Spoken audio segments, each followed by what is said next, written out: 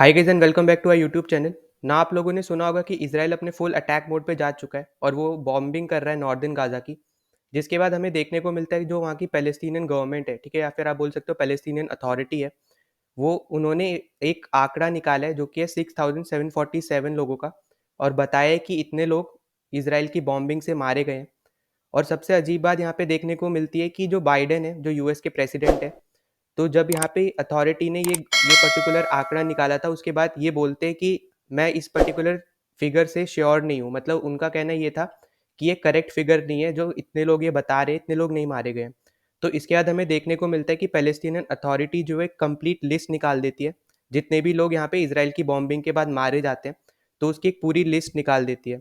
और अगर आप देखोगे ना सैटेलाइट इमेजेस, अगर आप देखोगे नॉर्दर्न गाजा की, जो ओल्ड इमेजेस आई हैं और जो न्यू इमेजेस हैं, तो उसमें साफ-साफ दिख रहा है कि एक कंप्लीट डिस्ट्रक्शन हो रहा है, ठीक है? वहाँ पे नॉर्दर्न गाज़ा की अभी मैं बात कर रहा हूँ, सदर्न गाज़ा में तब भी हाल ठीक-ठाक है, ठीक? और आपने भी सुना होगा कि पैलेस्टीनियन गवर्नमेंट ने यहाँ पे बोला है कि जो हॉस्पिटल था गाज़ा में, उस पे इज़राइल ने बॉम्बिंग की है, ठीक? तो जो आप बोल सकते हो यहाँ पे पैलेस्टीनियन के अकॉर्डिंग यहाँ पे ये ह्यूमैनिटेरियन एक्शन नहीं है, ठीक है? उनको सोच समझ के थोड़ा अटैक करना चाहिए था, वो ये बोलना चाह रहे थे। और अगर वहीं दूसरी तरफ हम देखते तो इज़राइल का कहना ये है कि जो हॉस्पिटल पे इन्होंने अटैक किया है, तो इनका कहना ये है इन्होंने इसलिए अटैक किया है क्योंकि हॉस्पिटल के नीचे हमास ने अंडरग्राउंड एक नेटवर्क बना रखा था। ठीक है, आपको पता होगा कि गाज़ा में जो टनल्स है, ठीक है, आधे से ज़्यादा चीज़ें नीचे चलती है ऊपर की जगह। तो अंडरग्राउंड नेटवर्क गाज़ा में बहुत ज़्यादा स्ट्रॉन्ग है, और यहीं पे ये इज़राइल का यही कहना है कि जो इन्होंने हॉस्पिटल पे अटैक किया है, उस हॉस्पिटल के नीचे अंडरग्राउंड हमास का एक नेटवर्क था, जिसको इन्होंने ख़त्म किया है। और इन सब के बीच ही हमें देखने को मिलता है जो हमारे यूनाइटेड नेशन है, तो एक वो स्पेशल एक सेशन बुलाता है, ठीक है, यूनाइटेड नेशन जनरल असेंबली का। तो हम यहाँ पे जनरल असेंबली की बात कर रहे हैं, सिक्योरिटी काउंसिल की नहीं, जहाँ पे वीटो पावर वगैरह यूज़ होता है, ठीक है। तो जनरल असेंबली का यहाँ पे एक स्पेशल सेशन बुलाया जाता है यूएन में, जहाँ पे डिस्कस किया जाता है जो अभी ऑन गोइंग इसराइल और हमास का जो कॉन्फ्लिक्ट चल रहा है उसके बारे में। तो यहाँ पे बेसिकली दो रेजोल्यूशन लाते हैं, ठीक है, एक कनाडा ने लाया था रेजोल्यूशन और एक जॉर्डन लाता है रेजोल्यूशन।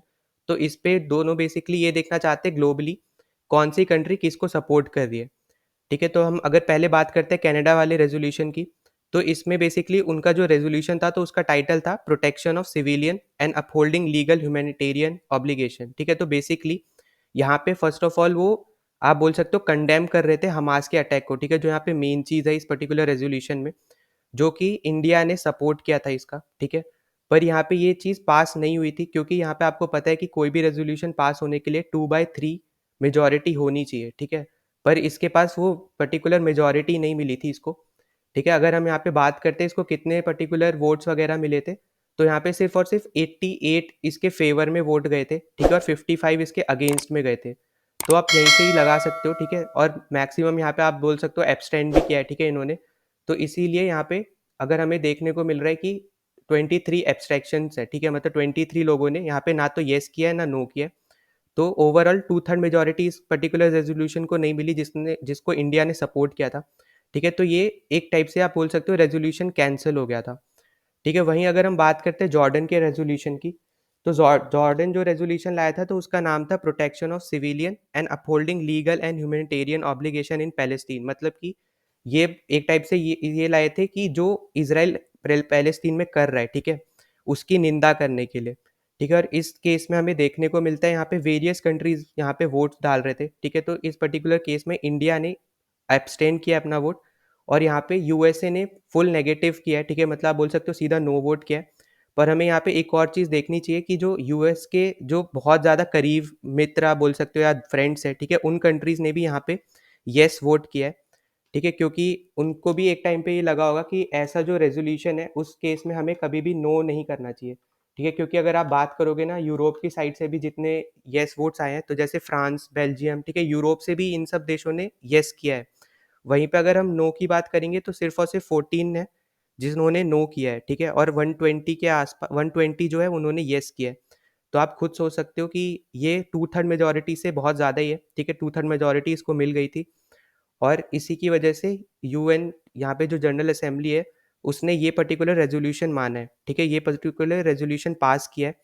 और यहाँ पे अगर हम बात करते हैं इंडिया के पर्सपेक्टिव से, ठीक है, तो जो इंडिया ने एब्सटेन किया है वोट, तो उसका रीज़न बेसिकली यहाँ पे बताया जा रहा है, क्योंकि इस रेजोल्यूशन में हमास ने जो फर्स्ट अटैक किया है, ठीक है, जिसकी वजह से अब इसराइल ये अटैक कर रहा है गाज़ा में, तो उसकी यहाँ पे निंदा नहीं की गई है इस पर्टिकुलर रेज़ोल्यूशन में, ठीक है? तो इसलिए भी यहाँ पे एक पहला पॉइंट ये है और दूसरा ये है कि अभी के लिए ना ये रेज़ोल्यूशन में बस बात हो रही है कि अभी बस सीज़ फायर कर दो, मतलब जो अभी प्रेज़ेंट में जो भी मूवमेंट चल रही है, बस अभी के लिए सीज़ फायर कर दो, पर आगे क्या करना है इसके बारे में कुछ नहीं बताया गया।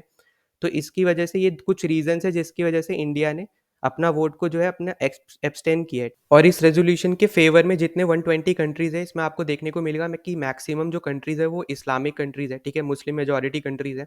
और आपने अभी न्यूज़ भी सुनी होगी, जैसे फॉर एग्ज़ाम्पल अगर हम बात करते हैं कंट्रीज़ की, तो जो हमारी लीबिया एक कंट्री है, ठीक है? आपको नॉर्दर्न अफ्रीका में यहाँ पे देखने को मिलेगी, अफ्रीकन कंट्री है, ठीक है? इसके 70 लैक्स के अराउंड इसकी पॉपुलेशन है, करेंसी इसकी दिनार है और कैपिटल है ट्राइपोली। आपको पता होगा अभी यहाँ पे रिसेंटली एक फ्लड भी आया था, ठीक है? तो इसने अभी जो है अपने एक्सपोर्ट, ठीक है? ऑयल एक्सपोर्ट की हम बात करें तो ऑयल एक्सपोर्ट को अपना होल्ड पे कर दिया है, ठीक है? अगर हम इज़राइल और उसके फ्रेंड्स के लिए, ठीक है? तो दोनों कंडीशन में यहाँ पे लीबिया ने ये किया है और साथ ही साथ इसने जो इज़राइल को सपोर्ट कर रहे हैं ना फुल अपनी अपनी तरफ से, ठीक है? जैसे यूएस, यूके, इटली, फ्रांस, इन सब के एम्बेसडर्स को वापस भेज दिया अपने कंट्री से। तो यहाँ पे बहुत ज़्यादा ही बोल्ड स्टेप इन लोगों ने लिया है, क्योंकि आपको पता होगा कि लीबिया अभी यहाँ पे जो अगर हम बात करते हैं इसकी इकोनॉमी की, तो इतनी ज़्यादा स्ट्रॉन्ग इकोनॉमी नहीं है, क्योंकि यहाँ पे सिविल वॉर हो चुकी है, ठीक है? और यहाँ पे जो लोग हैं, अगर हम बात करते हैं लोगों की, तो वो मानते हैं ये कि जो वेस्टर्न कंट्रीज़ है उसकी उन लोगों की वजह से यहाँ पे लीबिया में सिविल वॉर हुई थी। और आपको पता होगा कि वेस्टर्न कंट्रीज़ ने हाँ, कुछ टाइम पहले भी एक आर्टिकल निकाला था कि लीबिया पुतिन का एक ट्रम्प कार्ड हो सकता है, ठीक है? और आपको पता है कि पुतिन मतलब रशिया और हमारे लीबिया, ठीक है? मतलब इन दोनों कंट्रीज़ के बीच में बहुत अच्छे रिलेशन है। तो आप समझ सकते हो कि जो ये लीबिया की जो अभी ये डिसीजंस आ रहे हैं, तो ऐसा हो सकता है कि ये रशिया का इन्फ्लुएंस हो इस डिसीजन में भी। और यहाँ पे देखना बहुत ज़्यादा इंटरेस्टिंग होगा कि लीबिया इंडिया को कौन सी कैटेगरी में डालता है, क्योंकि इंडिया के रिलेशन जो पैलेस्टीन और इसराइल दोनों के साथ बहुत ज़्यादा अच्छे हैं। और आपको पता है कि वैसे हम एज़ सच लीबिया से ज़्यादा कुछ ऑयल अगर आप बात करते हो, ठीक है? क्योंकि वो ऑयल एक्सपोर्ट की यहाँ पे बात कर रहा है, तो इंडिया एज़ सच ऑयल नहीं लेता है इतना, ठीक है? मैक्सिमम हमारा जो इम्पोर्ट होता है ऑयल का वो रशिया से आता है। पर यहाँ पे देखना बहुत ज़्यादा ज़रूरी है कि इंडिया को वो एज़ अ न्यूट्रल लेते हैं या फिर सोचते हैं कि हम एक टाइप से फुल सपोर्ट दे रहे हैं इज़राइल को। और यहाँ पे कुछ कंट्रीज़ ऐसी भी है जिन्होंने अपने इज़राइल के साथ पूरे रिलेशंस ख़त्म भी कर दिए। जैसा अगर हम इसमें एग्ज़ाम्पल लें तो आपको पता होगा बोलीविया एक कंट्री है लैटिन अमेरिका में, ठीक है? या तो आप उसको साउथ अमेरिका भी बोल सकते हो। तो साउथ अमेरिकन कंट्री है एक बोलीविया, उसने अपने इज़राइल के साथ रिलेशन जितने भी उसके टाइज़ थे उसने सब क्लोज़ कर दिए और अपने एम्बेसडर को भी इज़राइल से वापस बुला लिया।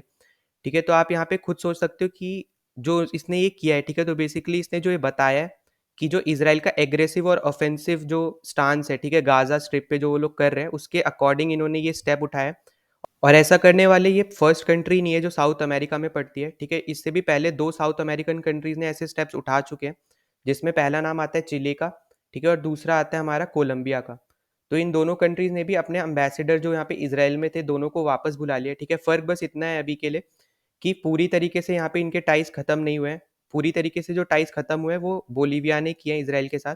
पर यहाँ पे इज़राइल का भी यहाँ पे रिस्पॉन्स आया है। उन्होंने बोला है कि जिस-जिस कंट्री ने इज़राइल से अपने एम्बेसडर को वापस बुलाया है, ठीक है? तो वो एक टाइप से जो हमास ने अटैक किया था 7th ऑफ अक्टूबर को इज़राइल में, उसका वो सपोर्ट कर रहे हैं, ठीक है? क्योंकि आपको पता होगा उस अटैक में हमास ने एक टाइप से जितने भी यहाँ पे चिल्ड्रन थे, ठीक है? ओल्ड एज पीपल थे, वुमेन थे, उन सब पे अटैक किया था। तो वही यहाँ पे बता रहे हैं ये लोग इज़राइल वाले कि अगर जो ये एम्बेसडर वापस बुला रहे हैं ये लोग, तो ये सारी कंट्री सपोर्ट कर रही है उस पर्टिकुलर अटैक को। और अगर हम ईरान की बात करते हैं इस पर्टिकुलर कॉन्फ्लिक्ट में, तो ईरान के जो सुप्रीम लीडर है अयतुल्ला अली खैमेनी, तो इन्होंने भी अर्ज किया है जितने भी इस्लामिक नेशंस है, ठीक है? आप बोल सकते हो मुस्लिम कंट्रीज़ है कि कोई भी एक्सपोर्ट नहीं करेगा, स्पेशली ऑयल एक्सपोर्ट नहीं करेगा इज़राइल को, ठीक है? तो यहाँ पे देखना ज़रूरी होगा कि यहाँ पे आगे क्या स्टांस रहता है, क्योंकि आपको पता है इज़राइल और सऊदी अरेबिया यहाँ पे एक क्लोज़ रिलेशन में आने वाले थे। जब ये अटैक हुआ उसके बाद से यहाँ पे जो उनकी कंडीशंस है, ठीक है? वो मैच नहीं कर रही है। तो अब देखना बहुत ज़्यादा इंटरेस्टिंग होगा कि बाकी जो इस्लामिक कंट्रीज़ हैं, इस पर्टिकुलर कॉन्फ्लिक्ट में यहाँ पे क्या स्टैंड लेती हैं, ठीक है? और जो अभी ईरान ने जो अर्ज किया है, इस पर्टिकुलर चीज़ में भी उनका क्या स्टैंड होता है, ये देखना बहुत ज़्यादा ज़रूरी होगा। आई होप कि आपको इस पर्टिकुलर टॉपिक से रिलेटेड सारी नॉलेज मिल गई होगी। तो जो अभी-अभी रिसेंटली जितने भी डेवलपमेंट्स हमें देखने को मिले इस टॉपिक से रिलेटेड इज़राइल और हमास के कॉन्फ्लिक्ट से, तो मैंने इसी वीडियो में समझाने का ट्राई किया आपको। और अगर आपने अभी तक हमारे चैनल को सब्सक्राइब नहीं किया तो सब्सक्राइब कर लेना, जितना ज़्यादा हो सकता है उतना शेयर कर देना और वीडियो अच्छा लगता है तो लाइक कर देना, ठीक है? अगर आपने अभी तक हमारा टेलीग्राम चैनल जॉइन नहीं किया तो आप वो भी जॉइन कर सकते हो, लिंक आपको सबके लिंक आपको डिस्क्रिप्शन में मिल जाएँगे। मिलते हैं नेक्स्ट वीडियो में, टिल देन बाय।